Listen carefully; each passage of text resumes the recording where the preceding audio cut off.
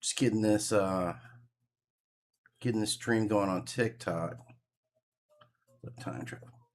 And this will be a good one, man. This is at least well researched, right? This is well researched presentation I'm gonna give you guys here today, right? Like this isn't just that mealy mouth, like let's compare movie notes kind of thing, right? This is some actual thought and planning behind this, right? So I want to get into this because I think this is at the core. Like almost every, like not every movie that we deal with has the themes of time travel in it, but it's prevalent in so many of our biggest movies, right? Going from Terminator, right? Of course, to X-Men. It's a big deal. We have had old franchises coming off telling us about time travel and kind of what time travel means. So let's talk a little bit about time travel first, right? Like when someone says they're time travelers, and I'm trying to see if I want to. That extra light is good or bad. I guess it's better to go with one light. I guess that'll be better, right? Less like competing contrast there going on there, right? Okay. So let's talk about time travel and what it is first, right? This is just the bread and butter of the entire conversation. What is time travel? Time travel is the movement of information, consciousness, or physical matter from one point in time to another in a way that violates normal chronological progression. That's what it is, right? Like in a nutshell, right? And this definition is useful because sometimes a person is time traveling, sometimes it's memory that opens some stuff up there, right? Sometimes it's information like prophecy, sometimes it's entire timelines. And the way that we get temporal movement, as I like to call it in the business, temporal movement, can occur in a wide variety of ways, right? It's a lot of ways that people will be sliding back and forth in time. Like I've seen series where people were like, every time I fall asleep, I go back in time. Sometimes it's like I was in a spaceship. Like it's a billion ways that you can get sucked into time, and we kind of got to get a handle on time right now. We're kind of playing loose with time right now, right? So let's kind of tighten it up a little bit. So essentially, with time travel, like, does it work in real life? Is time travel supported by actual science? And the first answer is kind of yeah, like kind of yeah, like kind of yes, like from the scientific theory of relativity, time moves at different rates depending on gravity and velocity. So that's affecting time. So astronauts typically travel slightly into the future because time passes more slowly for them, right? So forward time travel, in essence, is real. It's not debatable. It actually is real, not made up, not in any other any other way. It's actually real. What astronauts are doing is time travel. Like it's very small, but it's undeniable. And the scale of it is not as significant, right? The scale of it is not significant. It's that should actually happen. Like they actually are traveling through time, right? Like so that's a very compelling like argument, man. Imagine you can master that even to a slight degree, right? Like, there's a lot to be said around that. Now, the other part of it that we talk about is, this is forward time travel, which sounds good, right? Like forward time travel, but you never know, right? Like the value isn't going backwards. The value is not in forward time travel because you're more likely going to come up to a place. How are you going to get a place that's good for you? Whatever you got in your pocket or whatever you were able to bring over, like, is it even going to be currency? You know what I'm saying? Like traveling to the past, like what do you want to travel back to the past? Like it's the knowledge, right? It's knowing where to be. Like if you can control backwards time, you can say, okay, this is where a big, gold mine was struck in, February of 1919 or whatever, right? And you're like, yeah, fuck that. I'm gonna get there in January 1919, and now you're rich. So like backwards time travel matters. Forward time travel is like it's mad risky, man. Like that's it. So does backward time travel exist? Yeah, kinda, but it's less confirmable. Like, mathematically, if you work through wormholes and closed time curves, there's some extreme time geometries that kind of say probably, right? Like probably, like maybe in a math physics way. A math physics way, right? The math physics way isn't really applicable for us yet. Like, you know, like whatever they're proving in the math physics realm of time travel, it don't really mean anything yet. Like, I mean, it's meaningful because they're like, yeah, but at the same time, like, can we go back and do anything with it right now? Like, no. But it's the start. It's the baby step to actual time travel is accepting that there, or it's understanding that there is time travel. So science is kind of giving us enough to say, yeah, there is. Like, I'm sure some evil villains, some mad scientists popped off that day when they kind of confirmed that, yeah, you kind of can time travel. Like, you can, like, it is possible, like, very well confirmed with forward time travel, right? And theoretically, it is possible with backward time travel, which is the money time travel. Going backwards in time is the money shot right here. Now, what we do understand is like, okay, the important part is this though. Can you change events? Even if you go backwards in time, can you actually change events? And what science says is, I don't know. Science is telling us it's possible, but we still don't know if it's possible to actually change history, right? So who knows what happens? Like if you jump back in time, who knows what's going to happen? You have no idea, like realistically. So yeah, you can time travel. We know you can move a little bit forward. Like we've seen this with astronauts, right? And we presume just by what science tells us, we assume you can move back in time. So okay, right? Because I always used to believe that you can't time travel. Like I'm like, really? I still kind of don't believe it. I still kind of don't believe in time travel. I'm just gonna be real. I love stories about time travel, and we're gonna talk about like 4 or 5 like really good ones. But overall, yeah, I don't really believe in time travel. It's not something like, I'm gonna tell you guys, man, this is me getting jaded over the years, but like I don't believe in space travel. Like I hate to say it, we're not traveling to space. You're not going anywhere past our star. Like just forget about it. All right. It's time that we move past that, right? You're not. So it's the same thing I believe with time travel. Like you're not like it's what I believe, but now looking at the science supports it, I had to re-educate myself a little bit. And I guess I have to accept what science, although I've pushed back, I've never done any research myself. I mean, I've tried to go back in time a couple of times and it didn't work out, right? So that's as much research as I've done. So having fixed on that, like how we see time travel represented, man, that becomes very telling. That's the interesting part. We're telling stories, and what do these stories actually mean? Like, what do you say? What are you talking about here? Right. So I'm gonna give you 4 models of time travel. I'm gonna give you 4 models that I'm gonna break down and like who used them and how they were actually used them. That's how it really gets really real with this, right? First, you got, fixed time travel. And this time travel right here, this says that the past cannot be changed. I don't care what you do.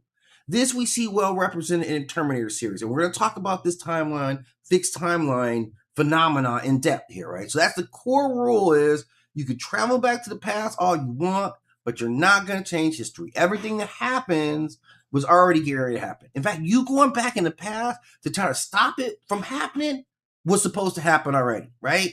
Like that's where it like, yeah, I mean, it's really, really top-notch messing with your noodle here, right?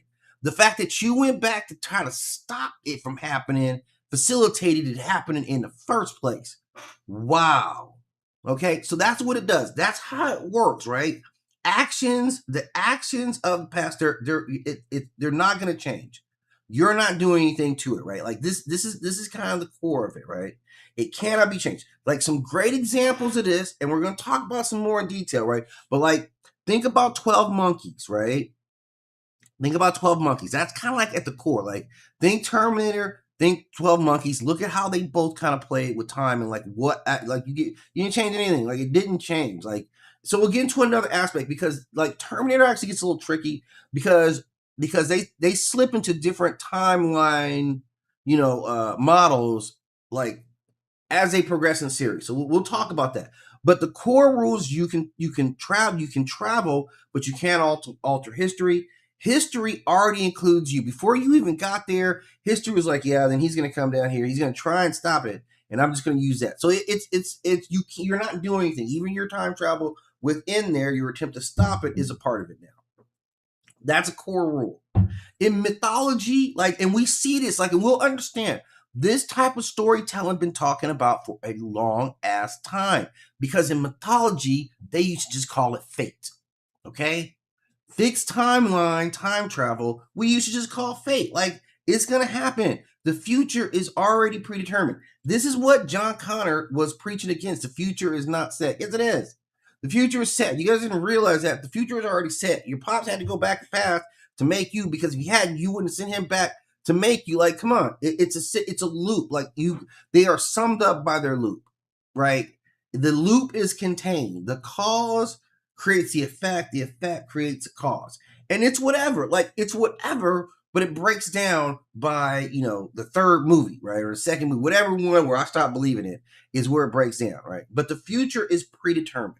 That's very important components of it, right? And like, we'll see it. Like, John Connors and Sarah Connor been lying to me this entire time.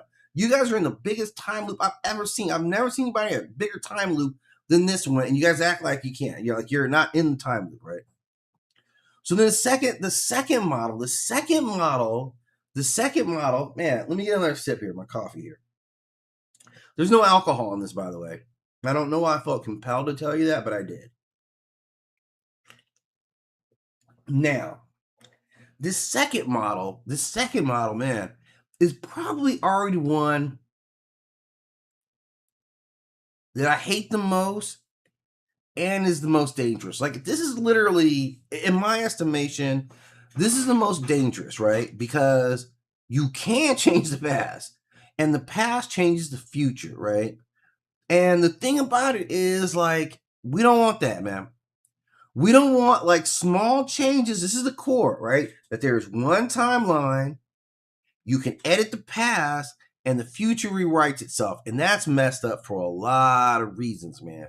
This is the one I really, really don't want, right? Like, this is really beyond it. This is like, man, the example, this is like Back to the Future, man. Where, like, slipping up means people go away. Like, we saw that. We saw Michael J.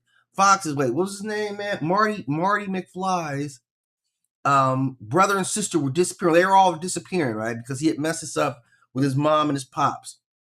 You go away, or worse things happen, like the butterfly effect, man. The butterfly effect was a real slap in the face about messing with time travel. Like Tony Stark said, man, when you mess with time, time messes back, man.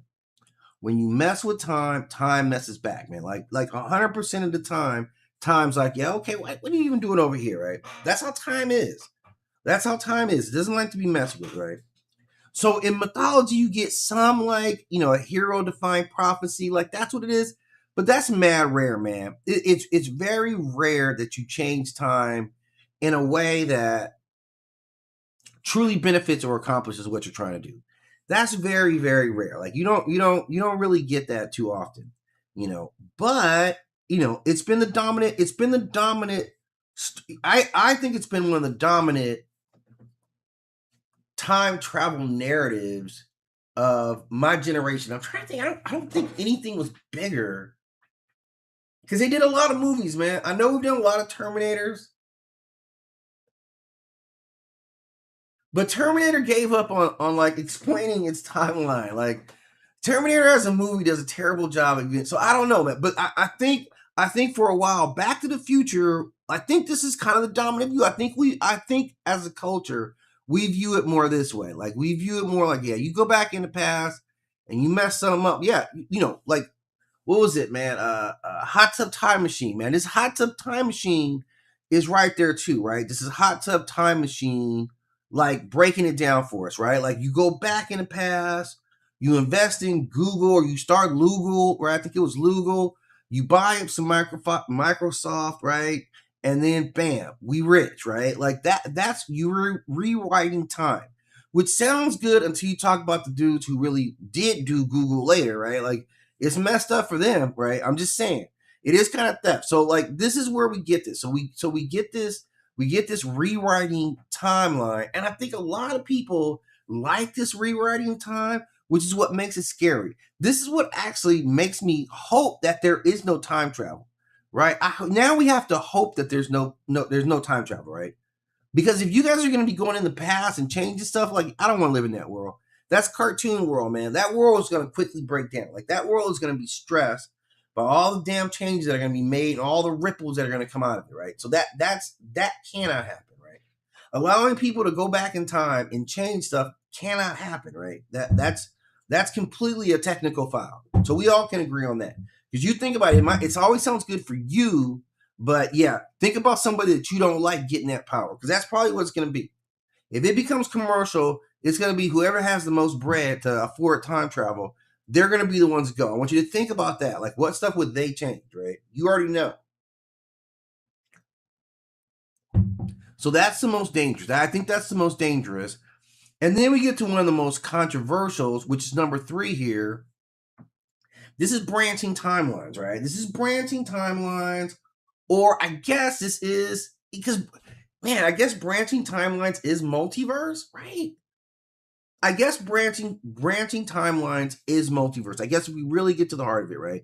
Because now we're talking about, X-Men's a great example of this. Like, Days of Future Past was really, really good example of this, because they were trying to stop another timeline that had already happened. Like, they're like, yeah, this timeline happens, we can stop this timeline, or we can change this timeline, right?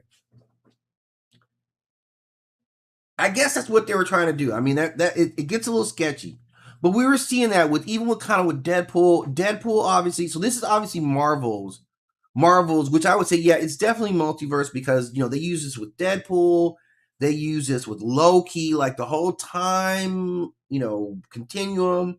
Was that time variance cops that they had, right? They were heavily tied into that, and that ties into Kang as well. Like, we'll talk about that, right? We'll talk about that. Like, so this is like the past changes and a new timeline branches off. And then everything starts getting all crazy. Like, that's where they were having the problems. Too many shits were branching off. And new like, one thing was branching off into a bunch of different timelines. And it was ridiculous, man. Like, I think from a writing standpoint, it was different.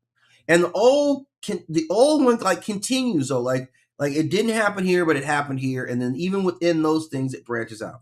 So this kind of sits with a lot of, old mythology. I would say, like, parallel worlds, alternate realities. Like, we've been doing those kind of stories, man. Like, how many if the Nazis had won stories? I mean, like, over significant events, significant historical events. So we've always kind of been like, what if? Like, we've always kind of delved in,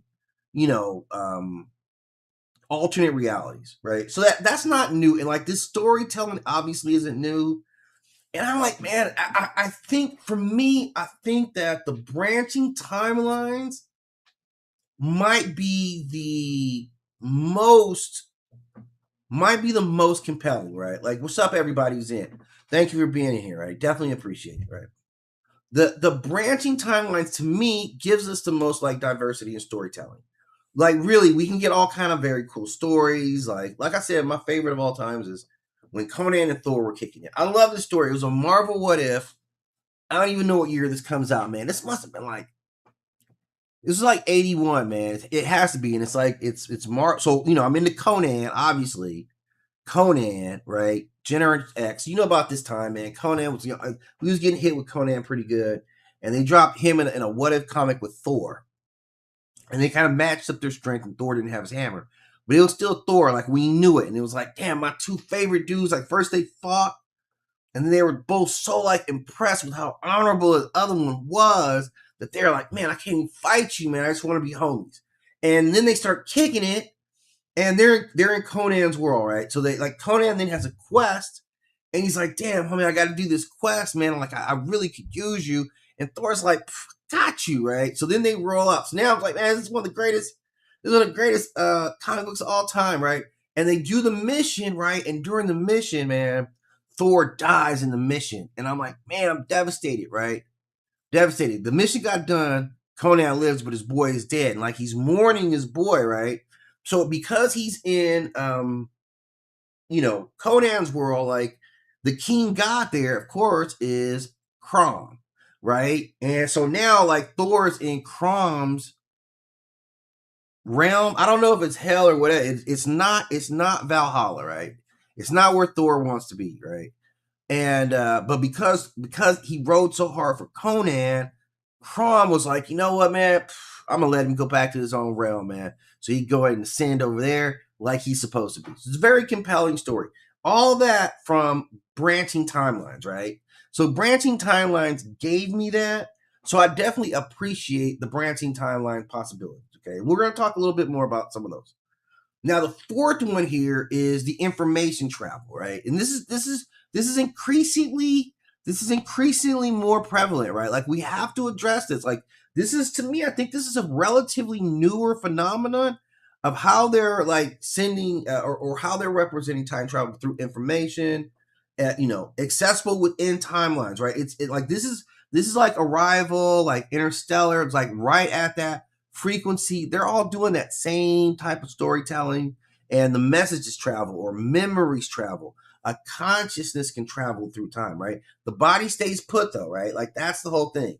So this feels more like if I'm comparing it to any mythology, it really feels more like, these are like prophecies and visions, how that stuff would kind of lay out, right? Like divine revelations. Like that's kind of what I get when I think about this type of storytelling. So these are the four like primary ways that we attack, time travel in storytelling. I can't think of anyone who's outside of it. I can't think of any other. Like their approach is all different. Like we haven't gotten to the approach.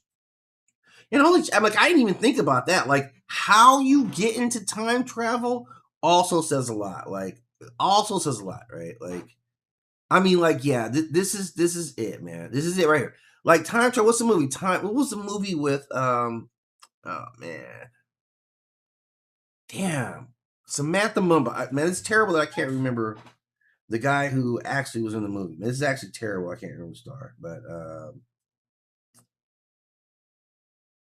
let's see. What was the time travel movie with Samantha Mumba?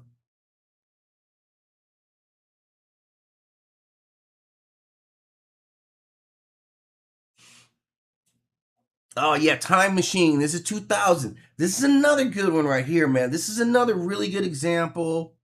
Um, and so this one is definitively more rewrite rewrite history timeline, right? Or was he failing at that? Or was he finding out that you couldn't change time? Is that what he found out?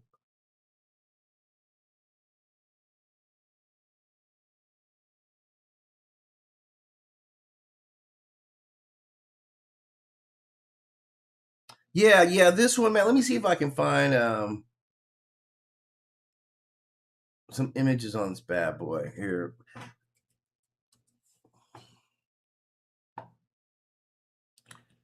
Can you find some images online of this movie?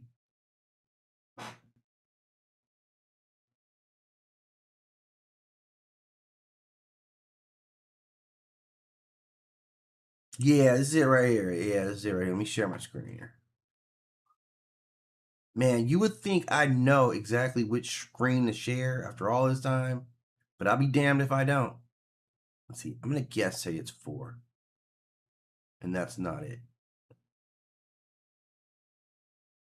Why? How could you not be? Okay, well, guess I don't need to. Yeah, there we go. There we go. If you guys saw this one right here, this was an excellent time travel movie, and I think he figured out that you can't go back and control time. Like I think that's what he got out of it, right? Like if I'm remembering this movie properly, I'm just trying to crop this thing a little bit. Looks better visually, right?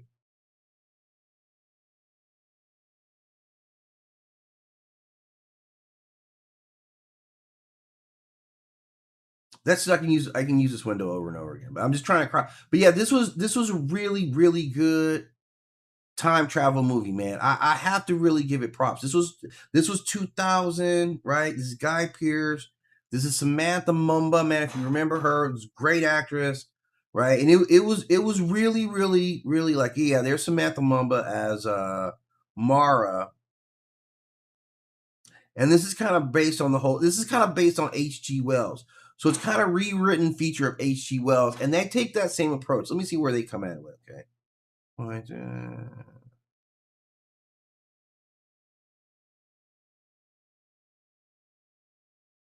yeah, they're definitely like, yeah, this is the chat bot is basically, yeah, it's fixed. Like he was going back and trying to change things and going back and going back and going back, but that event continued to happen over and over again. Like he this was one of the greatest examples of a fixed timeline, like 100%. Like let's get on to let me get into fix, right? Because I broke down a whole argument about fixed timeline. Like, okay, so these are the fixed timelines, right? I'm gonna stash you. Get out of the way. Okay, I'm gonna stash you over here right quick, right? So we got a lot of like bangers out of this category right here. This is a lot of really good films coming out of this genre right here, out of this specific way of storytelling, man. Like some big ones here, right? Like some notable ones here when we get into it, man. Let me get to my notes here. All right. Sorry. I still wasn't ready. Like, just kind of getting my stuff together, man. All right. So the fixed timeline, obviously we're like the past cannot change. Time travel is possible, but you ain't really doing nothing other than observing. You can visit the past, you can interact with people, like that can completely happen. You can influence events, right? But everything you do is already a part of the story already. That's a huge mind-boggling way to think about our relationship with time. If you just stop and think about what our relationship with time is based on this, right? That you yourself, while you're visiting the past, while you're doing all this stuff, that's what was supposed to happen. History is not being rewritten. History is being fulfilled. The thing that the prophecy that you were trying to stop, you just helped fulfill that prophecy, right? Like that's what the message of these films ultimately gives us, right? You can time travel, right? Look at the films. These are some blockbuster films here too, man. Like obviously Terminator series, 100% locked into that. Predestination, I'm sure you saw it. It was 2014. That's Ethan Hawke. That's not that long ago. Then of course 12 Monkeys, right? So all these films were kind of saying the same thing. They were all allowing for time travel. That it turns out that wasn't even that hard, right? Time travel itself wasn't that hard, right? But fundamentally, based on how they break these worlds, like their abilities out or their ability to travel out, you can't alter time. You're not going to alter time. Every action that you take in the past was already always a part of the timeline. It was prophesized. The timeline is a closed loop. And this is where it gets interesting, like because we think about the Terminator itself as a story about changing the future, but that's not what happens at all. We keep saying it's a story about changing the future, but they never change the future. They never one time actually change any part of the future, right? John sends Kyle Reese into the past. Kyle protects Sarah. Kyle becomes John's father. John is born. John grows up and eventually sends Kyle back. It's a perfect loop. The cause needs the effect needs the cause. They're self-sustained. It's always going to happen. It's literally the perfect time loop, right? And what if we told the Terminator in that? Like what if that's actually what the Terminator is? It is the story of, man, whose time loop would that be? It would have to be like Sarah Connors is probably like cursed in some kind of time loop. That's what happened here. That's what happened to the Terminator in the Terminator, man. Like she crossed somebody. She crossed somebody like John Constantine, right? Like I don't know who would lock you in the time. Like I think John Constantine or something like that, right? You cross Constantine, and now he put you in this Terminator time loop, and you're just reliving it. And everything that you do fulfills you doing you having the need to do it. It just loop. So that's it. So that the timeline comes first. Whatever comes first, you're gonna be right here all the time. You're never gonna go anywhere, Sarah. You're always gonna be right here, right? So that's kind of that's the timeline loop for Sarah Connors, right? That you always get to be stuck. You always get to be stuck in that same thing, right? But you're never going to change it. In fact, I don't even. That's got to be even more. That's got to be more overall frustrating, right? They call this the bootstrap paradox, right? Because it starts like it has no be like how he starts doesn't really exist without this, right? So nobody really starts the loop. The loop itself is the origin. Like the loop itself is almost kind of anti time, right? If that you think about it, it's a self-created, like that specific loop is a thing. The loop itself is the origin, the loop itself is the effect. Like the loop is creating something. It is a fixed time, like and time fixed timelines love this, right? They love those loops. They love those loops because they can still work within those for the rest of time to progress. And we've seen like different types of storylines where people are stuck in time. You're more likely to get stuck in a pocket of time than damn near anything else. Like, let's just be honest. You're more likely to get stuck in a time loop than anything else. I don't know. I don't know what else you could be more likely to get stuck in other than a time loop. They're everywhere. Like you wake up and you're in Poland in 1939, right? Like that happens all the time. We've seen that story happen a million times. So when I look at like some of the good ones, and these are all movies I like, man. Like I guess the fixed timeline, man, that's the roughest one I have to deal with, man. That's a reality. Like I think it's probably the most realistic. Well, I don't know that I think it's the most realistic. I'm gonna say that right now, right? I don't know. I don't know if I think it's the most realistic. Like I'm a big, huge Terminator fan. Like honestly, man, I'm telling you guys, I've watched every freaking Terminator version of whatever that's ever come out. I've never stopped watching Terminator, right? And I never will stop watching Terminator, right? Like that's my series. Like immediately within a short period of time, I was already like, this timeline fucking dumb, man, right? Like pretty quickly I was on that. Pretty quickly I was on that, but I didn't care, man. You know what I mean? Like I didn't care. I don't care because I like the action. Like I dig it, man. I dig like Terminators and terminating stuff and all that stuff, man. I dig all of it, right? I dig all of it. So I've always excused that, yeah, this timeline is ridiculous. And it is. Like and a lot of people have kind of broken it down about how like, kooky the whole John Sarah Connor part of it is, like what it actually means. But like I said, for me, like the Terminator, the Sarah Connor Chronicles, to me that was the best part of it, right? And she talks a lot about like this effect of like time and her on John and going back and what all this stuff means. But at the end of the day, whatever. It's one of the most enjoyable, like for me, of all time. And that's kind of like where predestination kind of comes into that too. It's the same thing, right? Like predestination kind of dives into that. Let's see if I can find destination.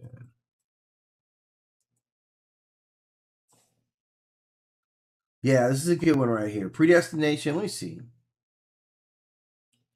Find a little info. I know this came out in 2014.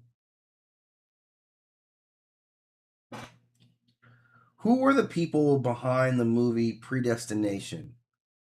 I just want to see who like the director writer was on this.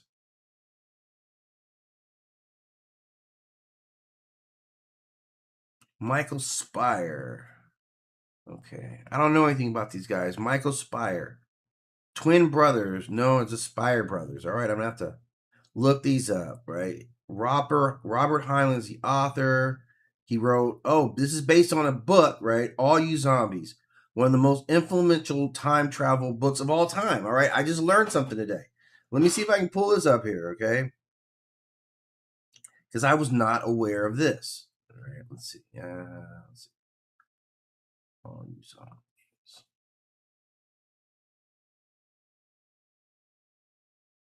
I'm just gonna do an online search for this. I'm not gonna, get all nutty, but let's see.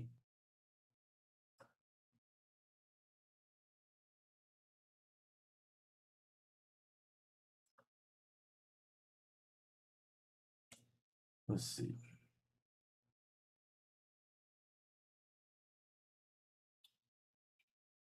So all you zombies, right? Is a song of American rock band? What? No, I'm not looking for all you zombies. I'm looking for all you zombies.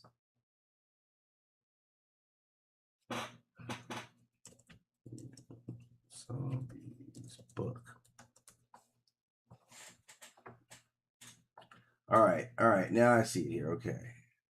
All right, All You Zombies science fiction short story written by American writer Robert A. Heinlein. It's written on day 1, July 11th, 1958. Been published in March of 1959 in the issue of Magazine of Fantasy Science Fiction after being rejected by Playboy. So they turned this. I mean, come on, why would you submit this to Playboy of all places, right? Like, I get it. You just want to say you're in Playboy, but so in essence, this is it, right? A young man later revealed to be intersex. Okay, well, all right. I wasn't expecting that. First of all, okay, young man revealed to be intersex is taken back in time and tricked into impregnating his younger female self. Huh. Before he is forced to undergo sexual reassignment surgery, he turns out to be the offspring of that union, with the paradoxical result that he is his own mother and his own father. That is brilliant. That is brilliant. Right? So as the story unfolds, all the major characters are revealed to be the same person. What? A different state? What the hell? What in all the hell of all things? Let me see if I can find an image for this. This is crazy. This is absolutely crazy. Wait, let me see if there's a picture of the author. All right, this is the author right here, right? This guy's born in Butler, Missouri. Uh-oh. Um, he died in 1988 at the age of 60. He wrote it on a bunch of pen names, man. This guy was in the Navy Academy. Went to UCLA, didn't graduate, but man, could pan. Obviously, this guy could pan, right? So that's essentially who he is. But that's a whole like timeline for like predestination. Like this whole idea comes from here. So even how he was formulating, thinking about time travel was already like kind of next level at this point, right? And so this is kind of where you get to like that fixed timeline. It's a very powerful concept because you're trapped in loop. Like Fate wears a science fiction costume. Essentially, what these is, you're not going to change it. You're not going to change like, and it fits because there's so much mythology that fits within this. Like, and this is a good one here, right? This is a good mythological tie-in here, right? This shit is fate. It's written, right? So it is written, right? Like that's why they said this stuff when it was written. That means it's about to go down. That's all you can do, right? Think about Oedipus. Think about the Oedipus story. This is one of the oldest Greek myth stories, Oedipus, right? And the prophecy said, man, you're gonna kill your father and you're gonna marry your mother, man. That's what you're gonna do. That's what you're gonna do, Oedipus. And everybody involved in it tried to stop that from happening. And you know what happened?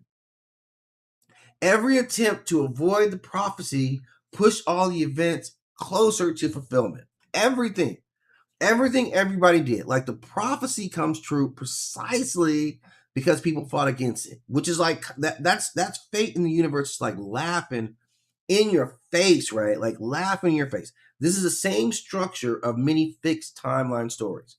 No matter what happens, I wrote it down. It's gonna happen. You think you're fighting against it, but you're not fighting against it. You're just doing what I already knew he was gonna do. Okay. Now this works. Like why this works is you don't get any alternate universe. You don't get any branching timelines. You don't get any paradoxes, right? Like history stays pretty much intact. Like it's intact. Like you eventually realize that yeah, all this is nonsense. Like they're never changing history. We learn that pretty quickly, and it's like yeah, you just playing your position, which is all right. It's one timeline. Like it's whatever it's gonna be, man. Unfortunately, right? You're not gonna change anything. Once it happens, it happens. And unfortunately, like it didn't happen the way you wanted it to happen. That's kind of where it comes out to, right?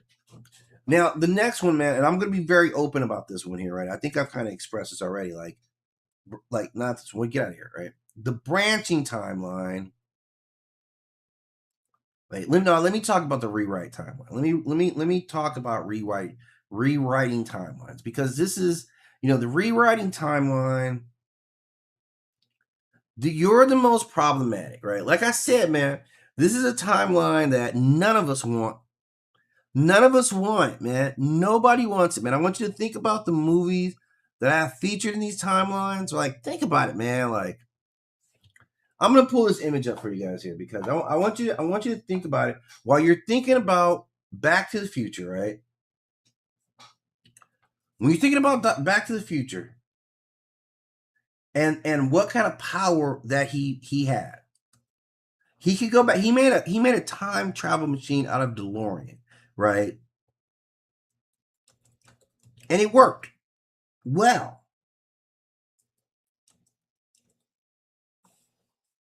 It worked really, really well, right? I think too well. I think scary well. Because look at the doctor, man. Look at him. Somebody come look at this. This is what Doc Brown looks like, right? Do we really want this dude having the ability to go back in time, man?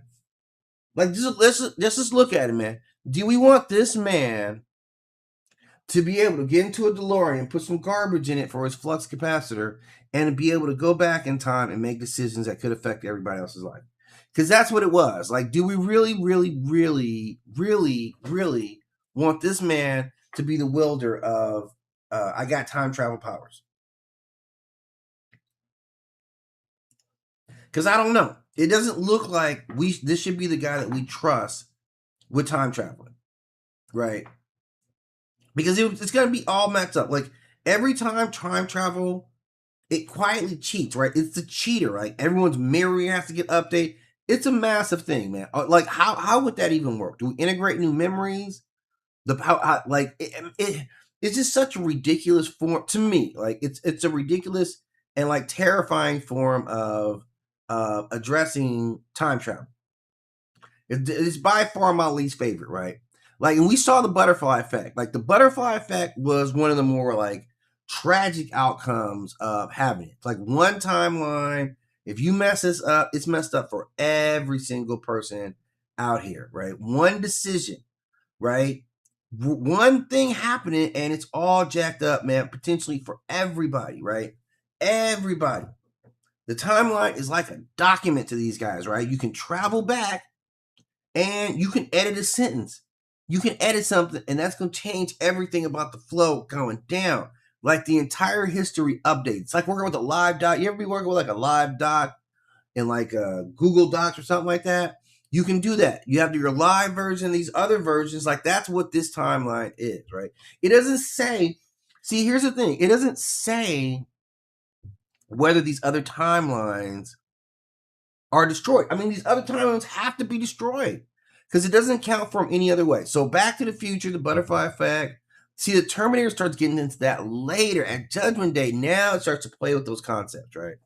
But you can also see it sat in an entirely different category. So, the real classic for this one, I think, upholds it. It's again Back to the Future with this one. I think the butterfly effect is another like really, really good representation of how like messing with those timelines actually kind of works out. Like, the future starts to you mess up, future gets to disappear. Your parents didn't connect. Like, you playing with it right now. Your siblings fade out. Like, it's ill, man. It's not a lovely thing. And it's when he repairs the relationship and got that back on track, then, like, there's crux moments that are really gonna happen. And that's what it is. Like, man, we saw it with butterfly effect. Like, some of that stuff went really dark, man. Like, butterfly effect was really, really dark side of like subtle changes in relationships and appearance, careers, like injuries happen, like all these subtle little changes come out of that small like bam, and that was it, man. That was it. So those are kind of the best examples of it. And I'll be seeing like, Terminator struggles with it because of some of the elements. They put some fixed elements into it. And you get that, you get that grandfather paradox, like, who created who, and then you're whom, and where are you down the road. But in real mythological structure, this is you challenging the fates, right? This is, can you take on the fates themselves and change history, right? Or change what history, change what the timeline actually is. The timeline being editable, that's a huge thing. Like, that means all the cause and effects are massively fragile. Like, they're massively fragile. You know, how much is in free will? That becomes a big, huge part of it, because it's about engagement or agency at really like the highest level, right? Now, the next one, I think this is the one that's proven to be the most interesting, is the branching off timelines, right? This is kind of where it's at. I think if you look at it, this is definitely Marvel's. This is definitely Marvel's branch right here, right? You get, X-Men Days of Future Past, Loki, Avengers Endgame, the Flashpoint Paradox. Those are all examples of branching timelines that are creating these multiverses. So this is you travel to the past, change something, new timeline forms. That's actually kind of simple. And it's, it gets out of hand, because you're like, man, now you got infinite numbers of universes. And I don't think we actually need that, right? And that gets a little problematic. Like, overall, though, you can travel to the past, you can change things, but a new timeline forms. The original timeline still exists. So whatever suffering was going on over there still exists. You just create another timeline where people are not suffering. So that's kind of debatable, whether you're actually a hero or not, right? Like, Marvel definitely adopted it with like the Loki, with the What If series, Doctor Strange. They pretty much stayed on point on maintaining like their approach to it. Like, the X-Men fits in with that, and with the Days of Future Past, because that's literally what they were doing. Like, the nightmare in the future disappears, right? That's what they're trying to do, right? So, because they went back in time and changed the events that led up to it. So it's very ambitious. It's hugely ambitious. Did they execute it well? Like, I feel like, yeah, but I feel like it that's given it a little bit of like grace. Like, I'm sure I'm giving them some grace for a couple of things. And DC would adapt this as well. Like, these are major timelines for DC, with like Earth 1, Earth 2, right? If you go back, if you want to watch something that really hits on it, watch Flashpoint Paradox, man. Go watch this. Go back and watch this joint, right? This is 100%. Like, I'm sure you can watch this on, like, I don't know. It's up on streaming. Whatever has Disney stuff, like, you can watch Flashpoint Paradox. Like, this is definitely one that I would use as a reference for like what DC's take, or even how even Marvel like approaches it. Like, when you create these multiple universes over and over again, you can never change the past. That's a core of what the Flash learns, right? So this is kind of like the crossroads. Like, mythologically, it's a crossroads. Life is about the crossroads. Once you get here, you're gonna go one or you're gonna go the other. Both options still exist, despite which one you actually go down. The other path still exists, right? So that's kind of how it really gets in there. And I think it's a good way of storytelling. Like, it has some weaknesses, like it prevents paradoxes. It prevents paradoxes. It allows infinite storylines, but you can create multiple versions of a character can exist, which is kind of cool. We got to meet like Batman's pops was cold as ice, man, and they even got to exchange some information back and forth between the two guys. Like, that was really, really hot. Like, that was pretty amazing unto itself. It has some weaknesses to it as well, but I think overall, like, I think it allowed for a lot of real creative storytelling, and I think it's it believable? Is it believable? Um, I guess it still operates in a believable environment. I guess within its own environment, it is. I'd have to say I can't really argue with it too much, but those are essentially like, hey, what's going on? Thank you for that. I appreciate it. Like, those are like how their various approaches to looking at time has been. Like, and the branching thing, man, I think it opens up a lot of possibilities, right? It opens up a lot of possibilities. So, all right, but I'm gonna dip out for a little bit, man. Like, 50 minutes is a lot for me. It had a lot to say, and I may come back and talk about like the informational part, but that always seems like the most boring part of it. I like these; are a lot more engaging. But I'll be back on later. Hit me up in the comment sections, right? Let me know you guys' thoughts. As always, I appreciate you guys stopping in, checking out the channel, checking out what I'm talking about. And as always, so all the infographics, I'll make them available on my social media or on my YouTube channel. You can get those. They're great for study, man. I designed it for you guys to use them exactly like that. So, with all like good vibes, go forth and use them for your purposes. It's my gift to you guys, right? That's my, like, come on, give me a like and a follow.